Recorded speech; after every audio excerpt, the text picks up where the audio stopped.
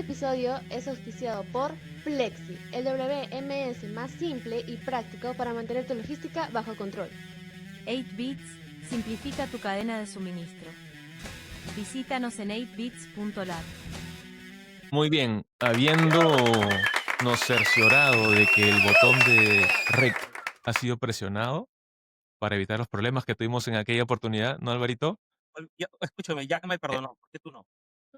Empezamos oficialmente este episodio, que es un episodio además que hemos venido esperando hace mucho. Tenemos un gran invitado el día de hoy, Álvaro, ¿no? Nos acompaña el día de hoy Edgar Gutiérrez, un crack de cracks. ¿No? El amigo Edgar, a quien conocí por azares del destino apenas este año, hace no más de mes y medio, ¿no, Edgar?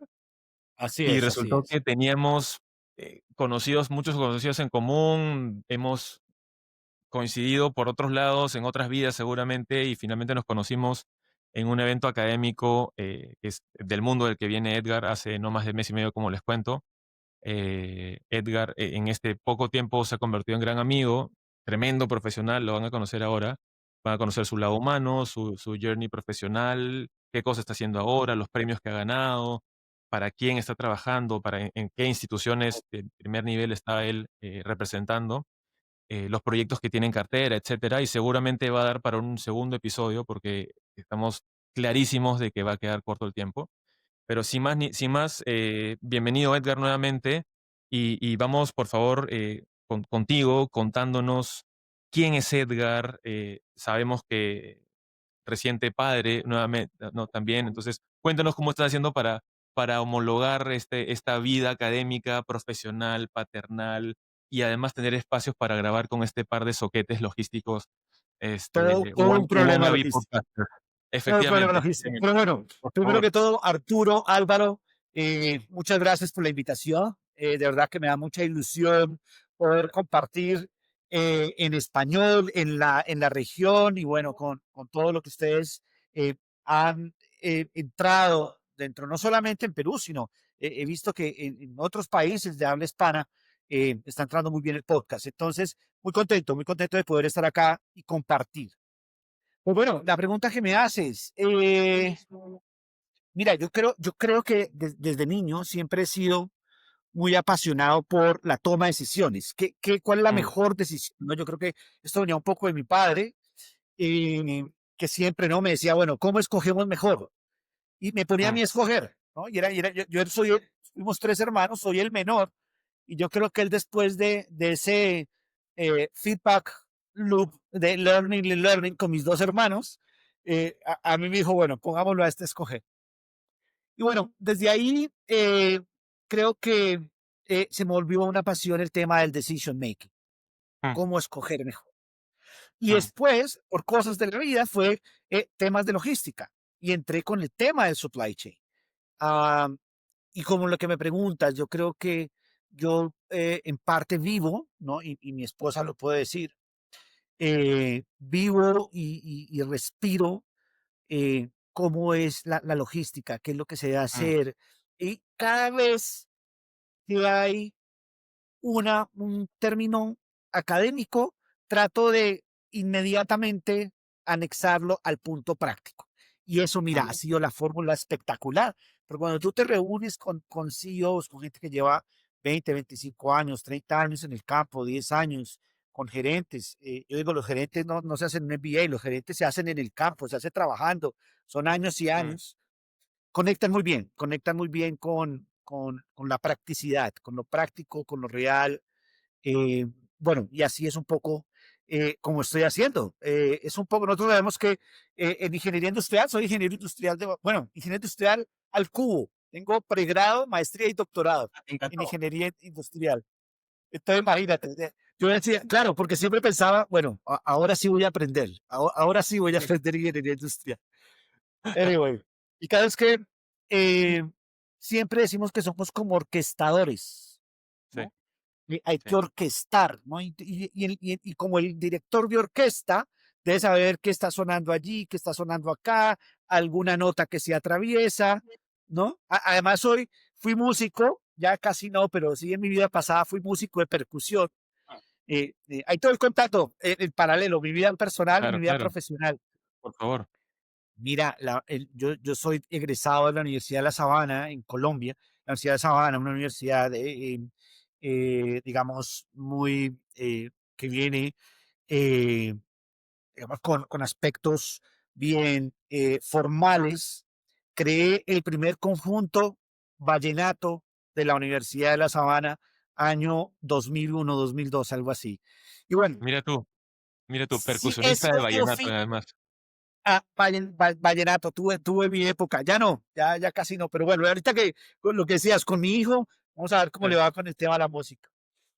Mira, uno debe tener el oído y la mente fina para identificar en qué va la nota. Y eso lo he traducido también en el trabajo, en lo que hacemos. El orquestador sabe qué es lo que viene dentro de la cadena de suministro, cómo se conecta y además eso qué pasa dentro de la estrategia de la empresa. Y eso ha sido lo que, un poco la filosofía de cómo he mm, llevado los proyectos, los trabajos, las propuestas y bueno, también la parte académica que le hablaremos un poco más en claro. detalle. Y permíteme anclarme un ratito del tema de la música. Nos comentaste que eres percusionista.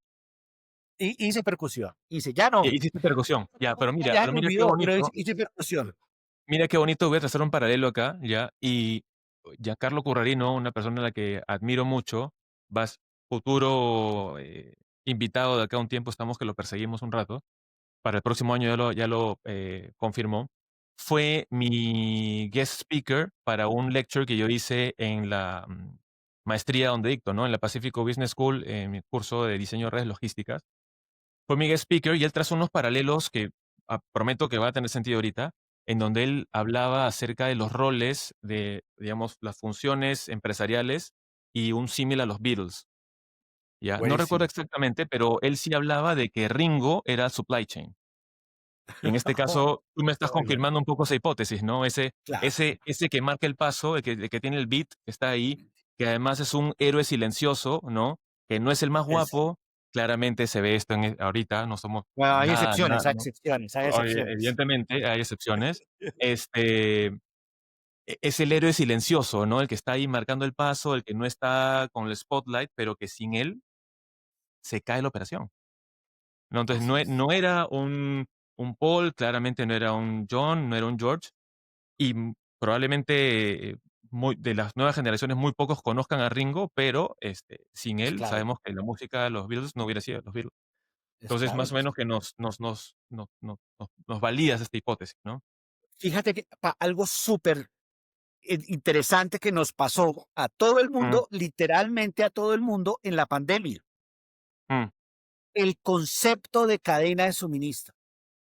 Mi mamá entendió que era lo que yo hacía después de la pandemia, claro, porque una vez fue al supermercado y entonces no había producto y la señorita que estaba en la caja le dijo, señora, lo que pasa es que hay un problema de cadena de suministro. Y claro, yo estaba ahí y hablaron. Y digo, claro, eso es lo que hace mi hijo. claro. Vamos a darle la culpa. Entonces, fíjate que fue la cadena de Sí, suministro lo que sí, permitió que tuviéramos la medicina, las vacunas, la así es. comida, los primeros auxilios y que el mundo Eso, siguiera andando. Eso eso. ahí yo creo que fue espectacular, creo que para todos los logísticos eh, fue bueno de que Sí. tuviéramos ahí un spotlight en las noticias y en el top of mind de la gente. Edgar, y en esa línea, nos contaste un poco de que eras tú, digamos, que el asesor de toma de decisiones de tu viejo desde muy chico y que te gusta el tema de la optimización y demás. ¿Por qué entrar desde el ángulo de la cadena de suministro? ¿Por qué por supply chain? ¿Por qué no por la parte comercial? ¿Por qué no por la parte, no sé, por qué no medicina? ¿Qué sé yo? ¿Qué cosa te Totalmente. lleva a esto? Me encanta esa pregunta. Pues fíjate que mi corte de compañeros de estudio, la gente que estudió conmigo, el 90% podría decir yo está entre finanzas y marketing. Estamos hablando, ¿no? Empieza a los años 2000, hay un boom financiero, la gente quieren ser todos gerentes, quieren todos estar en esa parte. Y resulta que empiezo yo a trabajar con lo que era en ese entonces la Sociedad Colombiana de Investigación de Operaciones.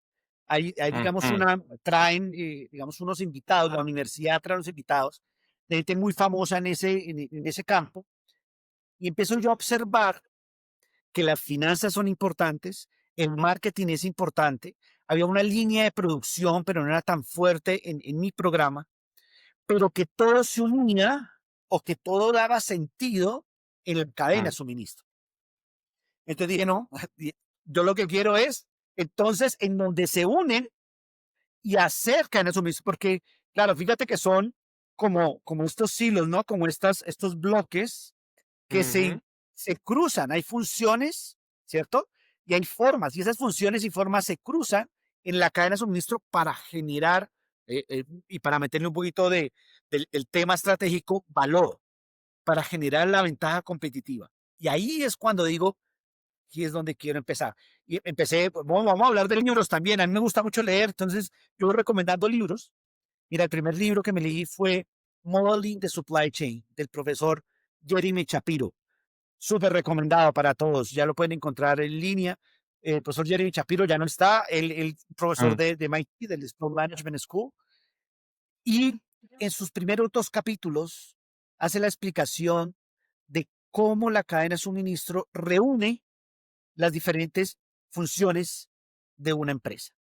Y fue por eso, fue básicamente por eso. Eh, no quiero negar que en ese entonces compraba formularios. Mi primer formulario en la universidad fue de medicina y mi mamá Mm. muy inteligentemente me llevó a sus amigas médicos, me dejaron entrar a salas de cirugía, un poco para enfrentarme con el tema de la Claro. sangre y tal. Bueno, esa parte estaba bien y yo jugaba mucho en biología, era muy bueno y jugaba con cerebros y corazones. Mi papá no sé cómo hacía, conseguía cerebros, me gustaba la neurología en ese entonces, pero fue el tema de como las externalidades, un poco lo que me alejó de la medicina y después me atrajo mucho el tema de la cadena de suministro, ¿no? Y Mm. la orquestación, yo creo que el tema de la orquestación eh, aún me fascina mucho. Me parece bien complejo, es bien difícil. Mm. Y bueno, ese es el reto Súper, al que nos ocupamos. súper interesante lo que planteas desde cómo llegué, ¿no? Porque nosotros también somos ingenieros industriales y al menos en mi experiencia, yo me terminé enamorando de la cadena de suministro ya después, viejo, ya trabajando, ¿correcto? Pero, y creo que la currícula de donde estudié fue buena y sigue siendo buena, pero por ahí un poco floja en todo el mundo de lo que estamos hablando ahora, y me hubiese encantado que incida un poco más para enterarme un poco de este planeta, ¿no? De supply chain, y creo que en eso sí fallaban algunas facultades, incluyendo la mía, donde estudié ingeniería. Y acá, Y la mía. la mía es un poco mejor, ¿no? Pero bueno, igual, también le faltó, le faltó. A mí me encantaría, que me cuentes, si tú pudieses reescribir, porque a ver, digamos, basándonos en que al final los buenos profesionales de supply chain tienen que entrarle a este mundo desde a ver, necesariamente desde la parte formativa, si pudieses reescribir el sílabus, ¿no? De todas las carreras que de alguna u otra manera tocan supply chain, ¿qué cursos agregarías que nadie enseña hoy? ¿Qué 3 cursos Me dirías encanta, que poner? me encanta esta pregunta. Mira, que ya ha sucedido en Latinoamérica. eh, Recuerda que nosotros tuvimos una ola de, eh, de lo que era el industrial engineering o la ingeniería industrial europea, ¿no? Y a veces española, por razones históricas. La ingeniería industrial desde la parte europea histórica venía muy, vamos a llamarla así, untada con mucho sabor de ingeniería mecánica, eléctrica. Yo vi Sí, cursos de sí, termodinámica, yo vi química, sí, físico-química, claro. mecánica de fluidos, mecánica Materiales. materiales. Mira, Mm. esa parte ya en la gran mayoría de cursos de ingeniería industrial ya no está. Ya están las básicas, están los cálculos, las matemáticas y esa sale. Esa evolución ya se dio. Ahora, la pregunta que tú me haces, ¿cómo lo vengo yo reescribiendo? Ya lo hago en la práctica. Mira, hay una herramienta que utilizamos muchos de los de decision making, la gran mayoría. Es más, voy a decir, todos venimos de ahí, que es la optimización, el lenguaje de la optimización aplicada. Yo alcancé a ver cursos en donde veía los teoremas, veía la prueba del método simplex. ¿Se acuerdan ustedes del método simplex por allá, investigando operaciones uno, y uno puede hacer el Sí. tabló, y haga la tabla, llega la otra, llega la otra? Pues mira, ahorita ya con lo que hay, con el software que hay, yo creo que ya la parte se va, digamos, hay gente, si la gente quiere saber la prueba, pueden haber cursos teóricos fuertes, o también haber cursos prácticos en los cuales la persona sabe cómo utilizar la herramienta. Y es lo que llamamos nosotros los Decision Support Systems, los sistemas de soporte a la decisión. Te Mm, soporta la decisión, ¿cierto? Tú eres gerente, tú eres manager de algo, tú quieres decidir y utilizas la herramienta para decidir, pero no tienes que saber el cómo lo hace. Tienes que saber el para qué lo hace y cómo usarla. Yo cambiaría eso. En el pregrado, no me iría, ya algunas universidades lo han hecho, no me iría tanto, no gastaría tanto tiempo en teoremas, pruebas, ¿no? Todas las tablas, sino que iría directo a usar el software. Yo en mis cursos también dicto, lo que hago es ir directo a la parte aplicada. Y mira, me ha encantado porque últimamente estoy trabajando mucho con gente de industria, gente que lleva 15, 20 años trabajando. Casi mis estudiantes, la gran mayoría son mayores que yo, que tienen mucha experiencia en campo y mm, conocen muy bien el problema. Y cuando empiezan a utilizar las herramientas y ven la solución, les da total sentido. Pero yo no me atrevo en explicarles las bases conceptuales y tal, sino el cómo se usa y el cómo se interpretan los resultados. Eso creo yo que falta. Y ahorita con todo el tema de inteligencia generativa, eh, la educación está recibiendo un reto importante. ¿Cómo combinar lo generativo? Es decir, cómo el estudiante deja preguntarle y no estudia por sí mismo, a cómo lo hace. Pero bueno, es algo que es un reto que estamos viviendo muchos alrededor del mundo. Y ya, y para terminarte la pregunta, eh, es casi imposible no hacerlo. Es decir, si tú estás preparando gente para una profesión y van a salir al mercado, ellos van a mm, competir con otros profesionales que sí están utilizando la inteligencia generativa. Es decir, tú debes prepararlos también para que haya competencia entre los que estás creando y con lo que van a competir. Entonces, lo que yo hago es, coloco en la clase, en mi clase, o con los ejercicios que hago con empresarios, utilicemos la inteligencia creativa porque ya es muy intuitiva y ya todos lo hacemos. Y además ya casi que está como esas ganas, ¿no? De, bueno, voy a mm. preguntar esto, a ver qué me da. Entonces, bueno, yo creo que eso es la evolución que estamos viviendo en las áreas de management, de ingeniería industrial y, bueno, del management de cadenas suministro. Sí, yo creo que lo que tú dices es ciertísimo. Fuera de bromas, donde estudié yo, donde estudió Arturo, que estudiamos creo que en el mismo momento, lo que tú dices es cierto. O sea, ¿cuántos Ya, años nos pasamos estudiando, como tú dices, físico-química, que se llamaba termodinámica, ¿no? Yo hasta ahora he Ah, es una frase que dice, en un sistema cerrado, me empieza a dar algo de estómago porque, uh, ¿no? Ecuaciones diferenciales y a mí me hubiese encantado al menos meterme un poco más en estudio del trabajo, disposición, ¿no es cierto?, de planta, mm, optimización. Y lo que tú dices, ¿para qué? Y esto de acá me abre algo que me encantaría preguntarte, porque al final tú eres un académico de esto, digamos, es una de las pocas personas que puede mirar esto por fuera, ¿no es cierto?, que no está atorado en el día a día, ¿no es cierto?, del profesional de supply chain típico. Y me encantaría saber, en tus modelos, ¿correcto?, de simulación y con la cantidad de bases con las que has trabajado, ¿qué es algo que las empresas normalmente creen que importa, ¿no es cierto? Creen que es la base, ¿no es cierto? Y que realmente los modelos y el análisis y el estudio resulta que no mueven tanto la aguja, ¿no? Porque hoy hay un montón de mitos dando vueltas, ¿no? tal cual. Mira, y en la pregunta me hiciste recordar, hay un gurú de estos famosos del management que seguramente ustedes lo conocen mejor que yo, se llama Peter Drucker. ¿Se acuerdan de Peter Drucker? Claro, claro.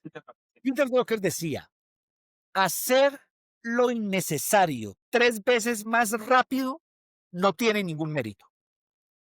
Correcto. Tenemos gente que le encanta, y están mis colegas, y algunos de ellos verán esto, los colegas, que están muy pegados al cálculo, al Mm, modelo matemático, a que sea más rápido el modelo, a poder hacerlo, pero a veces no es el problema que hay que hacer más rápido. Y ahorita, por ejemplo, ahorita hay un boom que es el quantum el quantum computation, ¿no? Entonces estamos quantum toda la parte computers. de la computación cuántica. Mm, Y por ahí uno veía en redes algunos diciendo, bueno, resolví este problema con computación cuántica. Y tú diciendo, bueno, pero ¿para qué la resuelves con computación cuántica si eso se puede resolver con el laptop o con esto, ¿no? claro, Que lo hagas claro, 10 segundos más rápido, tal vez no sea necesario. Entonces yo creo que claro. ahí, en la pregunta que me haces, Álvaro, hay una diferencia entre entender y calcular. Lo Mm, que creo yo los empresarios deben primero hacer es entender, entender cuál es su core, cuál es su valor, em, cuál es su diferenciador. Decía Michael Porter. Recuerden, Michael Porter, yo les digo, soy un apasionado de la estrategia, esa parte me ha encantado. Michael Porter, bueno, tiene muchos escritos. Hay uno que recomiendo, se llama What is Strategy? ¿Qué es estrategia? Él decía, miren, hay una cosa que es la eficiencia operacional, cómo ser más eficiente, y hay una cosa que es la estrategia. Pero no, tú no debes ser mejor en algo que no te genera valor. Y es lo que pasa a muchas empresas. Muchas empresas dicen, voy a mejorar esto y voy a mejorar esto y voy a mejorar esto, pero se dan cuenta que no hay valor y además que la competencia puede rápidamente repetir. mm, Y entonces lo que se traduce y lo que habla Michael Porter, que ojo, Michael Porter era ingeniero. Sí, Él es ingeniero aeronáutico y mecánico. Entonces, ah, estamos hablando de un tipo que trae la mentalidad, la racionalidad de optimización, pero lo traduce a estrategia y entonces dice, tú lo que debes es identificar en qué eres más eficiente y a partir de lo que eres más eficiente, cómo te vuelves único en el mercado y en esa uniqueness, en esa mm, diferenciador que tienes, exacto, ¿cierto? exacto. ¿Cómo resaltas? Ahora, Michael Porter dice, y contradiciendo a Henderson, creo que era el de Boston Consulting Group. ¿Se acuerdan? El Boston Consulting Group, que es bien famoso. Eh, decía Henderson, hay que hacer low cost. Hagamos low cost. Entonces Mm, decía, hagamos todo lo mínimo. Y después Michael Porter dijo, un momentico. Hay gente que por el mismo producto, por el mismo servicio, te puede pagar más. Y arrancó la diferenciación en los 80. Dijo, claro, la no ventaja todo debe ser low competitiva. cost. Mm, Hagamos la diferenciación y volvamos a algo que yo a Arturo le puedo cobrar un poco más que a Edgar. Edgar tiene mm, unas necesidades porque el cliente es diferente. Y correcto. entonces ahí, Álvaro, es donde yo entiendo, y fíjate, ahí viene el entender dónde debo calcular.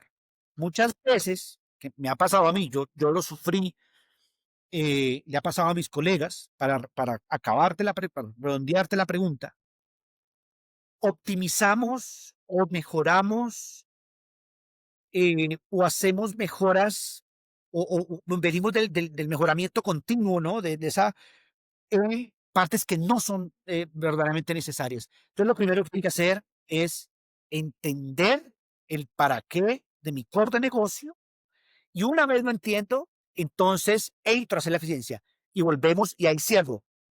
¿Cómo lo vuelvo operativo? ¿Cómo llego a mi cliente con eso? ¿Cómo lo hago sostenible? Y ahorita si quieren hablamos de sostenibilidad con la cadena de suministro. Mm, ¿Sí ven? Ahí pega la cadena de suministro y es lo que necesitamos que nuestros empresarios entiendan que la cadena de suministro no es un gas, no es el señor del conductor, no es solamente el almacén, porque a veces la ven así. A veces bien. ven que, cadena de suministro, tú ayudas a mover cajas. Mira, yo El trabajé en montacarguista. Bavaria, Claro. es Bacus, en Colombia. Entonces, Yo estaba en el grupo de supply chain, en el de optimización. Yo hacía el diseño de la red de distribución, donde deben estar manufacturing, ¿cierto? Los breweries, Ujú. las fábricas de cerveza, los centros de distribución, tal, como los matemáticos y tal. Y entonces, bueno, era un trabajo profundo, bien técnico.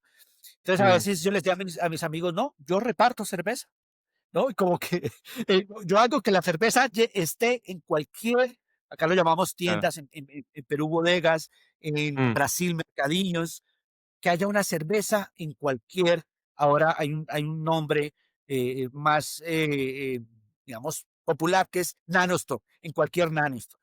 Y ustedes mm, van y miran, Coca-Cola, cerveza, cualquiera lo hay. claro. Entonces, eso, yo creo que hay que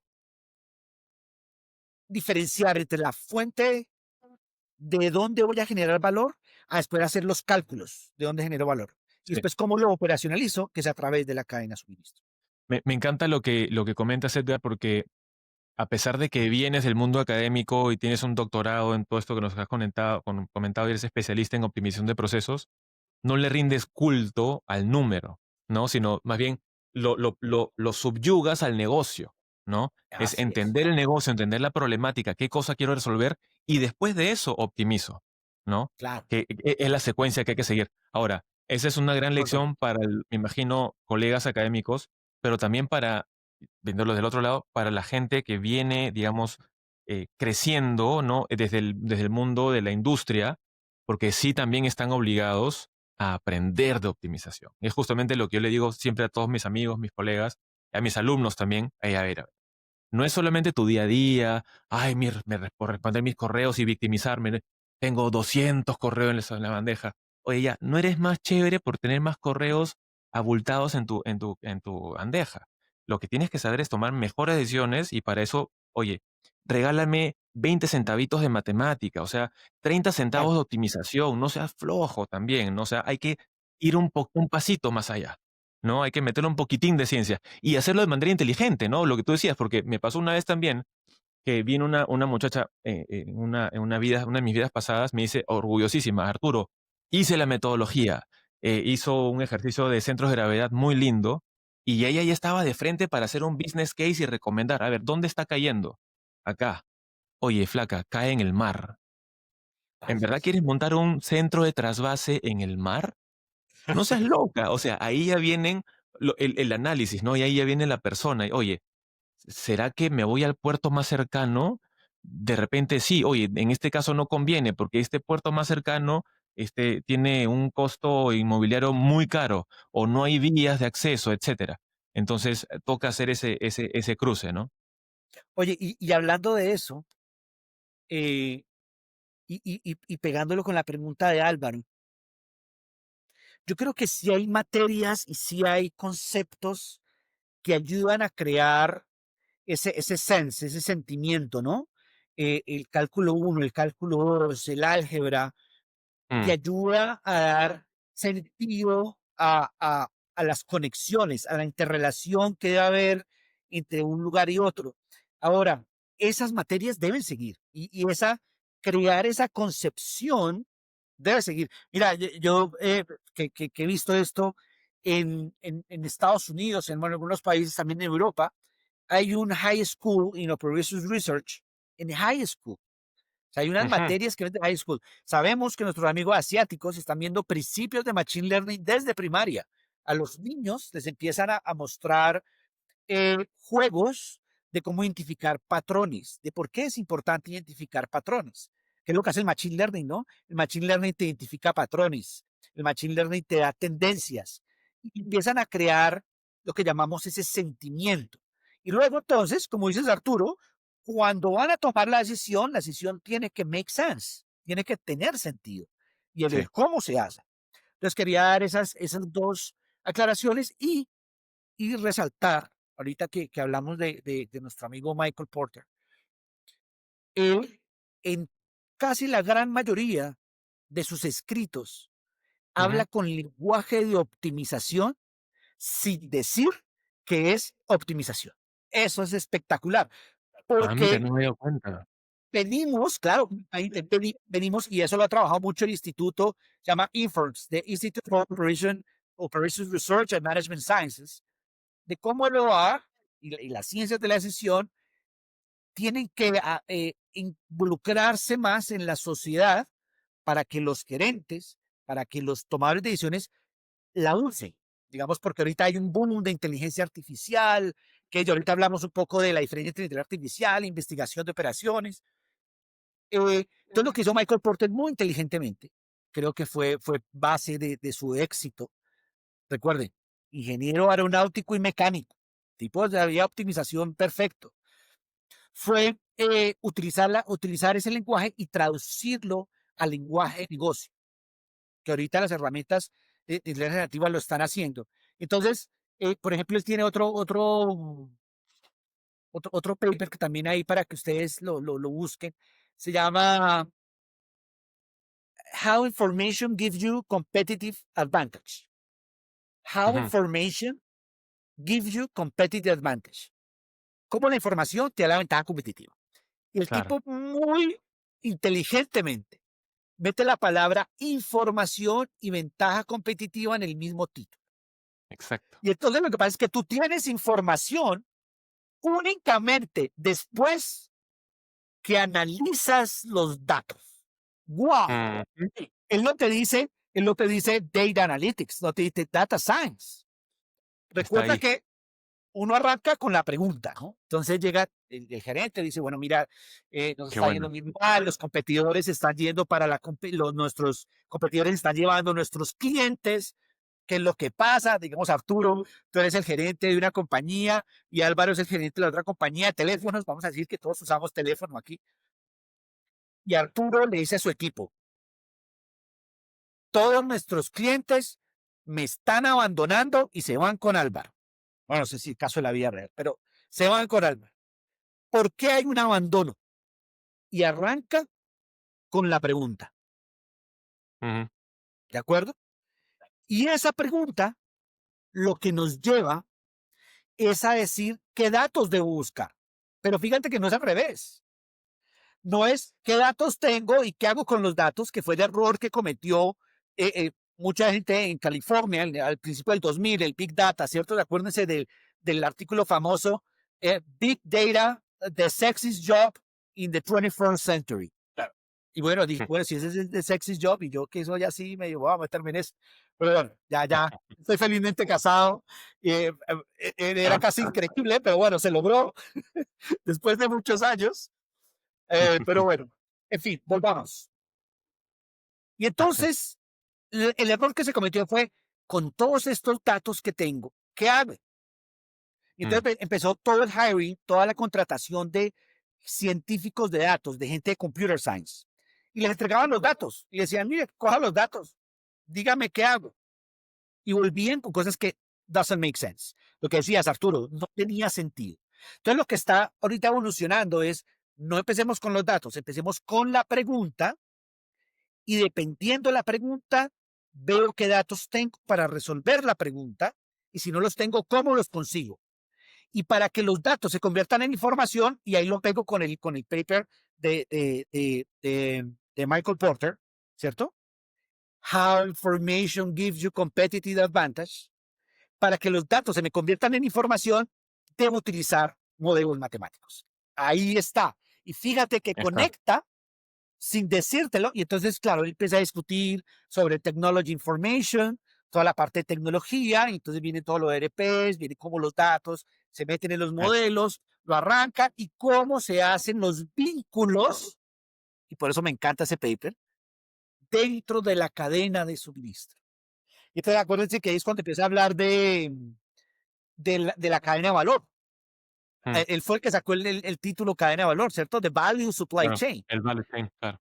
Y el Value Supply Chain sale cómo linkeas los diferentes eslabones, ¿cierto? Los echelons, y cómo esa integración te da ventaja competitiva. Y eso entonces, si es la analítica dentro de la cadena de suministro, no es mover las cajas, es ese flujo de información, flujo, dinero. Y ahora tenemos personas e información. Ahí esa es la parte que yo creo es donde está apuntando ahorita la tecnología. Tenemos mejores herramientas. Él en los 80 decía tenemos que diferenciarnos, pero no era tan fácil ser yo diferente. Cuando digo yo en la empresa, ¿cómo me hago yo diferente? Y cómo encuentro a los diferentes.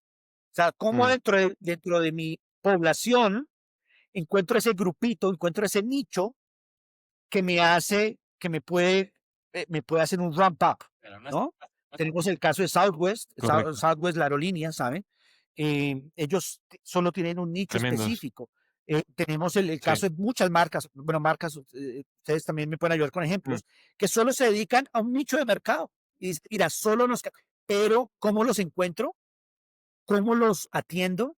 ¿Cómo sé el entender y después hago el calcular con esos modelos matemáticos? Y ahí es entonces en donde vuelve y pega la teoría con la práctica.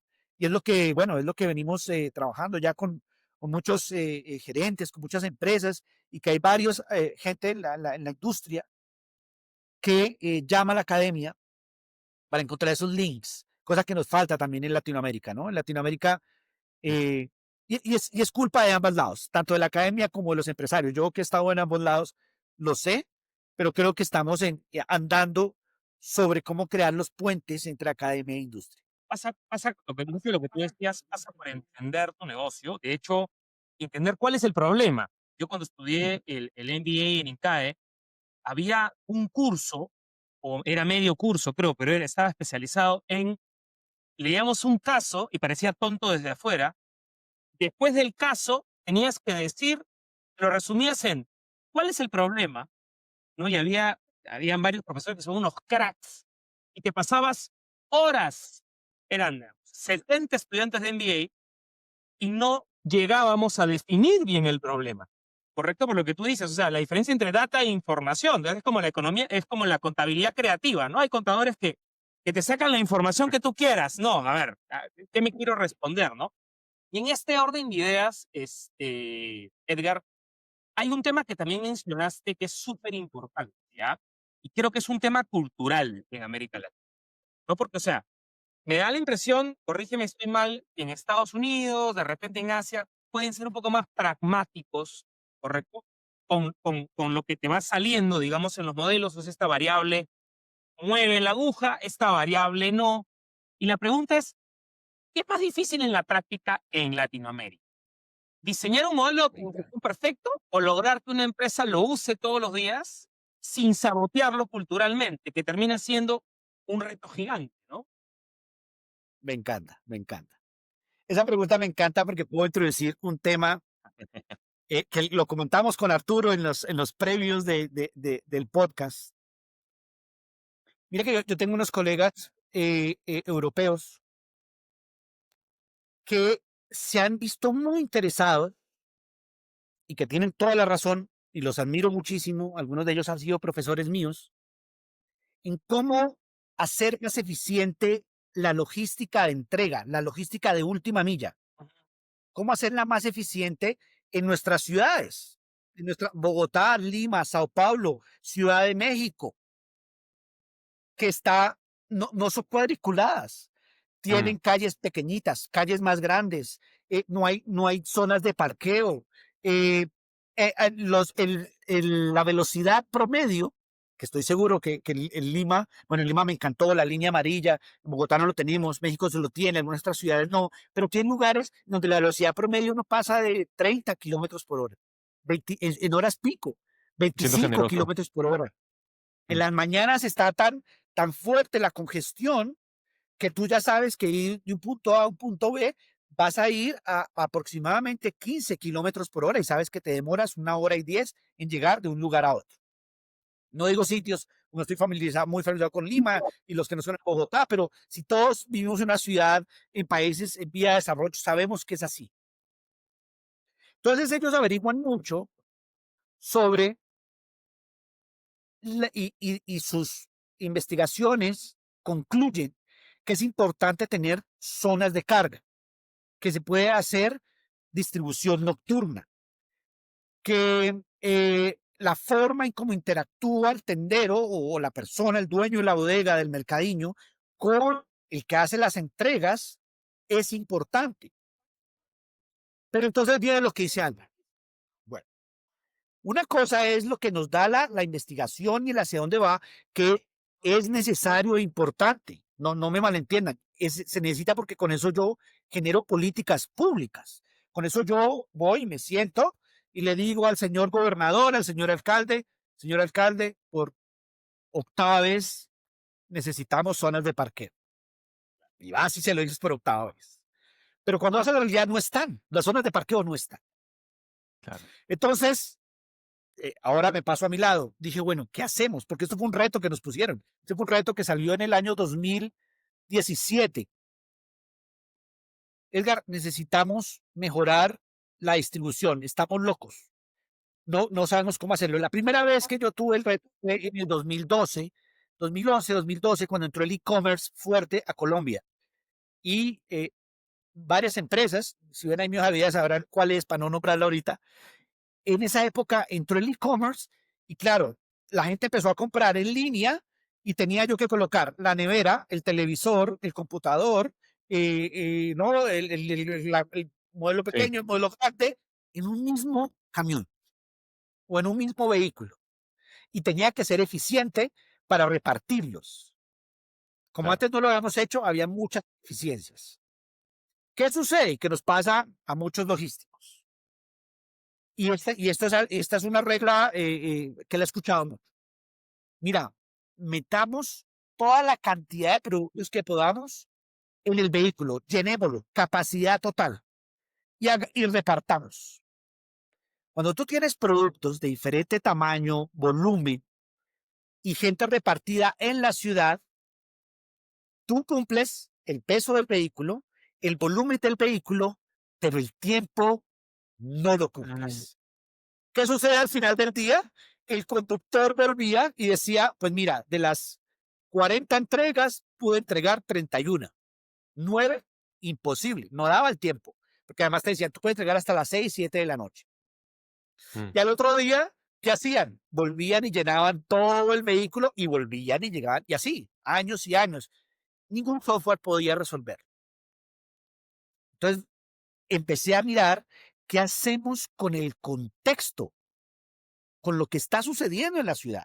Sabemos que necesitamos vías de carga, sabemos que podemos ir más rápido, sabemos que en horarios, pero no los hay en la realidad. Entonces la pregunta que tú dices, Álvaro, ¿qué hago con lo que pasa en la realidad y cómo lo mejor? Entonces ahí, y que fue ahorita para contarles, este instituto, el Instituto de Investigación de Operaciones y Ciencias de la Decisión, Informs, desde hace unos años, lanzó un concurso para que gente en países en vías de desarrollo, ¿cierto? Developing countries,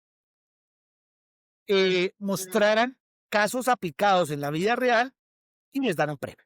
Digamos que esto, como me preguntó mi esposa, ¿no? ¿Y qué ganaste? ¿No? Un reconocimiento. Una estrellita en la Claro, frente.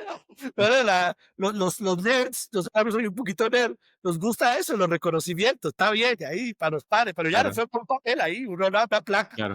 está bien, no importa. Pero los competidores y lo que mostramos, o un poco lo que también en estas ganas de difundir el por qué se hace, es que uno debe entender el contexto en donde está y a partir del contexto, fíjate que volvió a utilizar la palabra entender. Uno debe Mm, entender el mm, contexto en donde está y a partir de ese entendimiento aplicar la solución logística. Y esa es la estrategia. La estrategia no es el modelo. La mm, estrategia no es el modelo matemático. El modelo, muchos de mis compañeros, bueno, esto va a generar, pero bueno, estamos aquí. No es, está en el mejor modelo matemático, está en el entender y cómo aplicas el modelo matemático para resolver tu solución y se vuelve es, cíclico. Se vuelve un tema de lo que decía el feedback learning, ¿no? O sea, tú lo soluciones y se te convierte en otro problema, soluciones y no paras, porque lo sabemos nosotros en supply chain, nosotros nos tenemos, en Colombia hay una expresión, no sé cómo sea en Perú, pero la voy a decir, en Colombia tenemos una solución que es chicharrones. Nosotros tenemos chicharrones todos los días, el chicharrón a veces sí. es duro Mm, de moler, ¿no? Y pasa así, ¿no? y no lo ganamos. Competimos con gente de India, Chile, México, Brasil, mira, que son espectaculares. Sí, claro. ¿Y cómo lo hicimos? Bueno, Álvaro sin saber del ejercicio, dio con el punto. Mm. Ah, Ganamos porque encontramos cómo solucionar el problema, entendiendo primero el contexto. Y by the way, como dicen, eso se llama contextual optimization, para los que quieran ahí estudiar eso.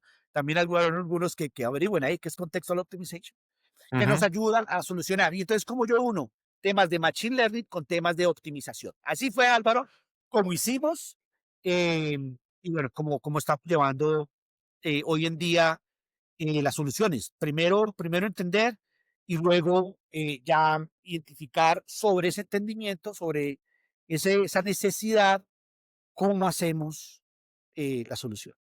Claro, o sea, al fin y al cabo, Buenazo. lo que dices es 100% cierto, ¿no? O sea, si lo pensamos en serio, en logística, y me imagino que en otros rubros ocurre como una paradoja que nadie quiere admitir, ¿no? Las operaciones que escalan no lo hacen porque tienen robots o IA o dashboards o 3D, escala porque lo básico está bien hecho, ¿no es cierto? Y lo que hace la tecnología, o sea, la tecnología puede trabajar a favor, no en contra, ¿no? La logística vive obsesionada, la industria vive obsesionada con lo nuevo, con la automatización, gemelos digitales, pero cuando miras a quien hace, o sea, los que realmente llegan a SLAs altos, casi siempre tienen algo en común, ¿no? Es exactitud impecable, procesos estandarizados, disciplina Procesos. operativa, ¿correcto? Y todos estos fundamentos, efectivamente, los optimizas con el modelito, con el software, digamos. Al final termina siendo el old school, ¿no es cierto? En un 70%. Total. ¿No? Y Sí. optimizado por aquí y por allá, no al revés, ¿no? Porque hay varios No al que revés. tengo que comprar juguete y medio, no sé, pero las jugueterías son preciosas ahora, ¿no? Te venden equipos y drones y cuando tú ves, nadie hace un inventario cíclico. Total. Stop. Paramos ahí. Tremenda conversación, Edgar, gran tipo, un capazo. Tan buena conversa que fluimos.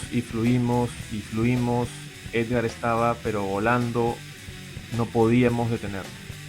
Así que con Álvaro dijimos, oye, ¿qué hacemos? ¿Paramos la conversación? No, hubiera sido imposible parar. Así que bueno, dijimos en interno episodio 1, episodio 2, to be continued, finalmente conclusión. Dejamos el episodio hasta acá y retomamos en una segunda parte. Nos vemos. Este episodio es auspiciado por Plexi, el WMS más simple y práctico para mantener tu logística bajo control. 8bits simplifica tu cadena de suministro. Visítanos en 8bits.lat.